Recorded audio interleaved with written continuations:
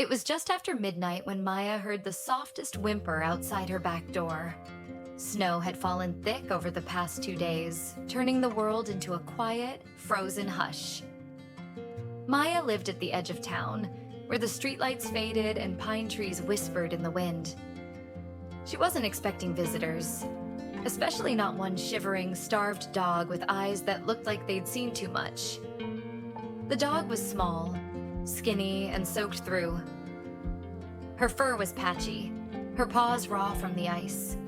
But it was her eyes, wide, amber, and full of something between fear and longing, that made Maya slowly open the door.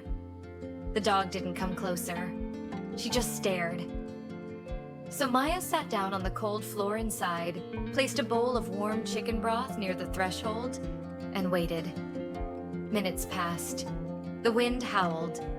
And finally, one slow step, then another, the dog crossed into the warmth.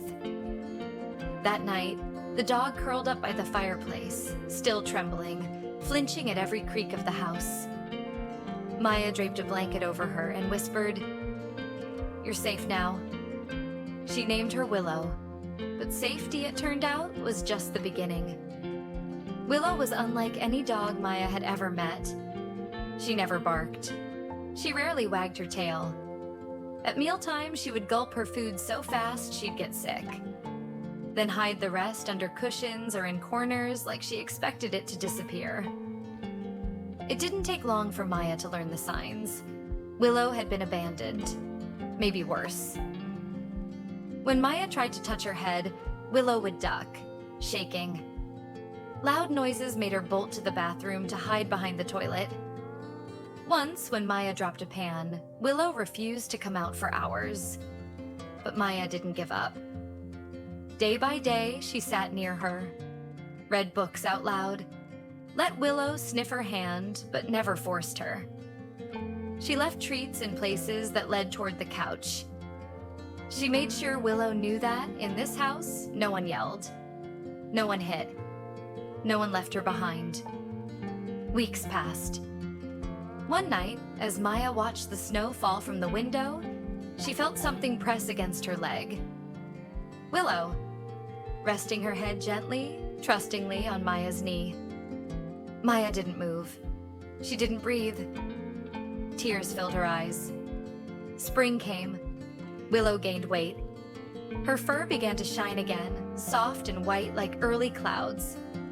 And something else bloomed, too. Her spirit. She began to greet Maya at the door, started nudging her leash when it was time for walks. And one afternoon, when a neighbor's toddler waddled over and offered Willow a cookie, she gently took it and wagged her tail, for the first time. It wasn't long before Willow became more than just Maya's rescue. She became her shadow, her comfort on hard days, her reason to go outside when the world felt heavy. And then something beautiful happened. Other stray dogs began showing up near Maya's yard. First one, then two, then 5. It was as if Willow was calling them, telling them this was a safe place.